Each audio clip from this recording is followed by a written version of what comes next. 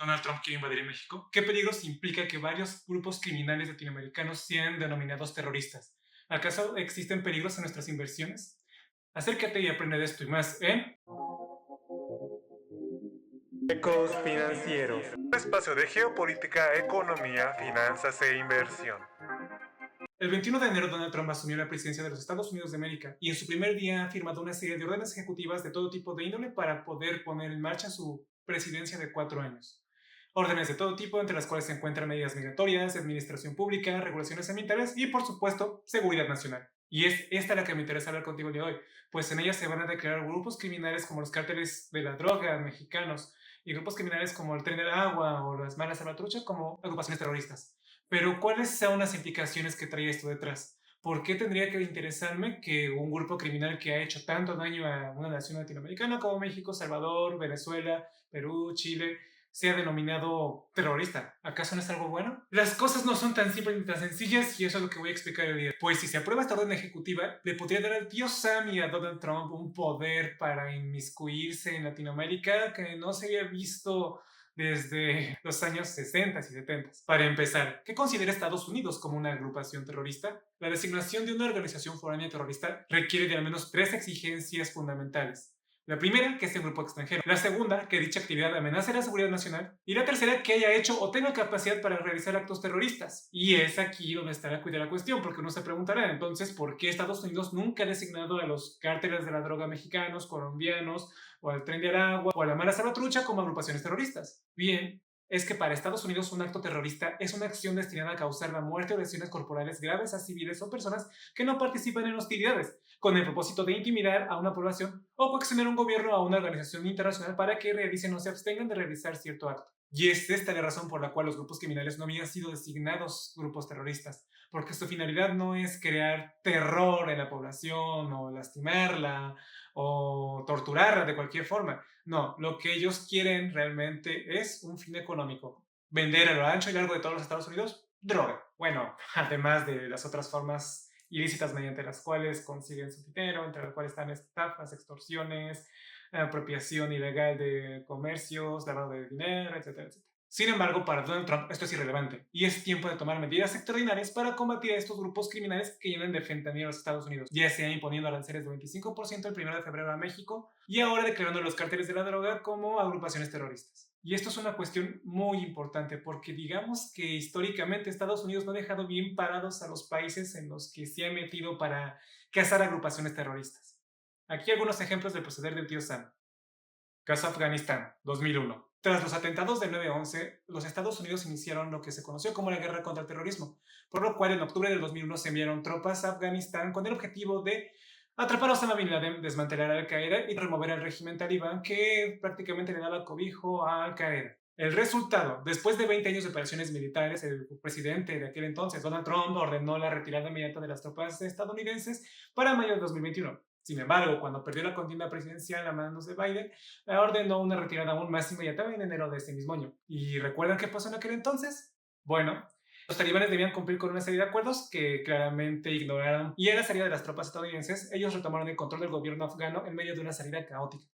La economía se deterioró por completo, con más de la mitad de la población viviendo en la pobreza extrema y enfrentando seguridad alimentaria aguda. Además, el sistema de salud ha colapsado en gran medida, afectando a gran parte de la población. Prácticamente el tío Sam dejó una situación mucho peor de lo que vivían los afganos en el año 2001, con una economía de la cual no se puede parar y prácticamente un retroceso de décadas en términos de desarrollo económico, político y social. Pero lo hicieron mejor en otra ocasión, ¿verdad? Caso Irak, 2003. Todo el mundo recordará la imperiosa necesidad del tío Sam de detener la construcción de armas de destrucción masiva, lo cual provocó la invasión de marzo de 2003 de Irak y la posterior ocupación, lo cual llevaría a la destitución del régimen de Saddam Hussein.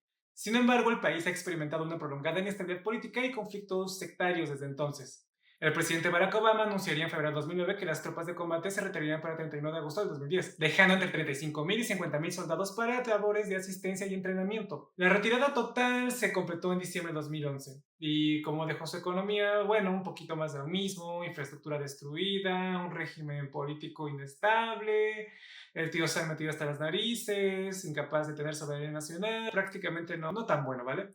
Pero vamos, debe haberle salido alguna vez de algo bien al tío Sam, ¿verdad? Caso Yemen. En el caso de Yemen, más que tener una fecha de inicio de operaciones, ha sido una serie de operaciones militares a lo largo de la década del 2000, principalmente mediante ataques aéreos y el uso de drones. ¿Qué mal podrían hacer? Bueno, el conflicto de Yemen ha provocado una de las peores crisis humanitarias actuales. La intervención militar y los bombardeos han destruido infraestructuras clave, exacerbando la inseguridad alimentaria y empeorando las condiciones de vida de la población. Y bueno, podría seguir así mencionando el caso de Siria en 2011, Pakistán en 2004 o lo que ha pasado con Somalia desde la década de los 90. Bueno, miren, si algo tienen en común todos estos países a los que intervino el tío Sam buscando terroristas fue que ninguno se convirtió en potencia regional. Y es que hay que tener algo muy importante. El objetivo de Washington no es llevar la democracia, estabilidad y prosperidad a los países a los que invade. Es cumplir una serie de objetivos militares y geopolíticos. Ni más ni menos. La pregunta entonces es, ¿qué objetivo tiene el tío Sam para crear de la nada los grupos criminales de toda Latinoamérica como potenciales grupos terroristas? La respuesta más probable para mí es cercar Latinoamérica de la influencia china. En la última década, el gobierno chino ha llevado a cabo enormes inversiones de dinero a lo largo de Latinoamérica, con la finalidad de asegurar el acceso a materias primas clave, crear puntos de comercio que le permitan llevar a cabo sus operaciones de manera más independiente y preferencial, y en el caso concreto de México, construir fábricas que le permitan hacer uso del Tratado de Libre Comercio de América del Norte, o el TEMEC actualmente, para poder venderle a los Estados Unidos, por ejemplo, autos que han sido fabricados completamente en México, tal como exige el Tratado de Libre Comercio, pero que es hecho por una empresa china. Y si a ello le añadimos el hecho de que Washington considera a Pekín el culpable de ser el principal proveedor de que los cárteles mexicanos consigan la materia prima para vender fentanilo en Estados Unidos, pues tenemos muchos objetivos que cumplir desde el punto de vista del tío Sam. Pues no me sorprendería que en un caso muy hipotético y muy extremo, Donald Trump decidiera intervenir militarmente en México bajo la excusa de que el gobierno ha sido completamente corrompido por el narcotráfico y que debe removerlo para promover un gobierno que sea libre de la influencia de las bandas criminales. Y de China, por supuesto. Y ahora, no le falta razón, porque ahora el nuevo secretario de Seguridad, Omar García Furche, ha sido acusado de tener vínculos muy cercanos con los cárteles de la droga, igual que el antiguo secretario de Seguridad García Luna. Cosas de la vida.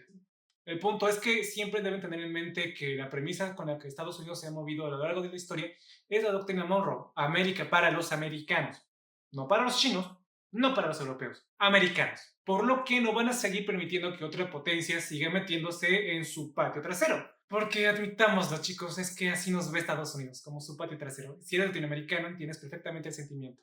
Además de todo, si bien la orden ejecutiva no nombra específicamente qué grupos criminales van a ser considerados terroristas, sí menciona de manera explícita cárteles mexicanos, el Tren del Agua y, por supuesto, la Mara Salvatrucha.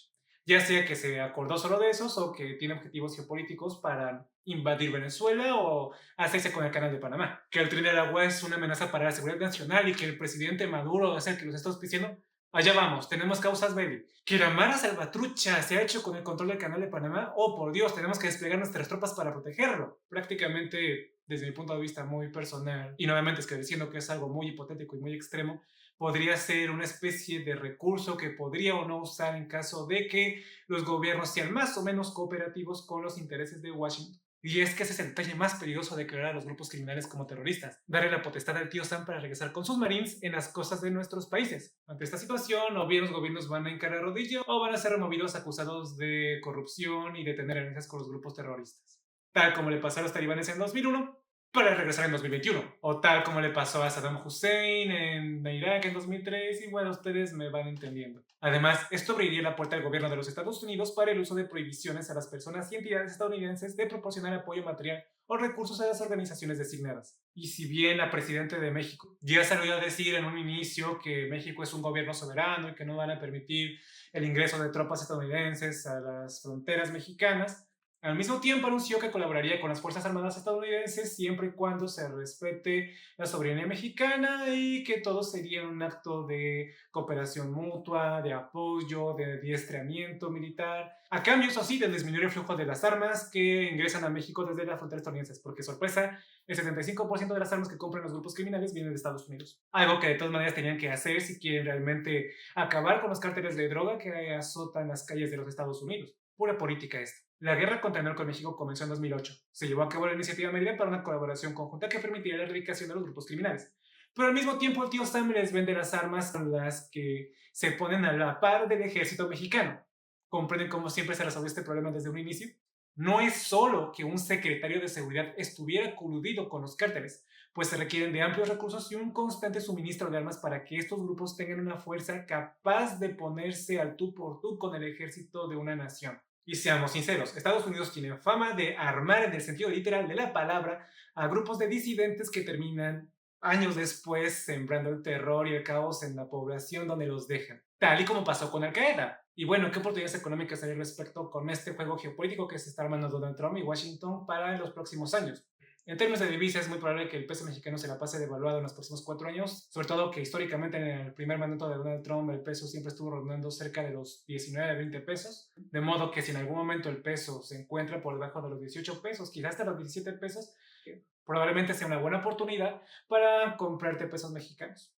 ¿Con todo que Donald Trump quiere devaluar el dólar? Sí, porque prácticamente el valor de una moneda viene sobre todo por la confianza que una población y unos inversionistas tienen en un país. Y digamos que México no es un país exactamente confiable. Y digamos que México en los próximos años va a estar sometido al yugo de Donald Trump, por lo cual siempre va a estar generando dudas respecto a su soberanía y su estabilidad. Asimismo, muy seguramente las empresas que se dedican a la industria armamentista y que cotizan en bolsa se vayan a ver beneficiadas en los próximos años por haber vendido a los gobiernos mexicanos y a los que el tío Sam va a llegar armas con las cuales combatir a los grupos criminales. En mi opinión muy personal, si realmente llegase a darse una situación por medio de la cual el gobierno de Estados Unidos decidiera realmente usar el recurso de invasión para erradicar grupos criminales, muy probablemente los países que se vean más propensos a esta invasión sean México, porque es su frontera sur y prácticamente la manera más fácil de invadir Estados Unidos es por México. Venezuela podría ser, pero realmente tengo mis sospechas. En todo caso, si nombra realmente el Tren de Agua como un grupo terrorista y dado que sí está dando problemas a Estados Unidos, bien podría usar ese recurso como causas belli. Panamá, si de repente tío Sam agarra y dice que la Mara Salvatrucha se ha hecho efectivamente con el control del canal y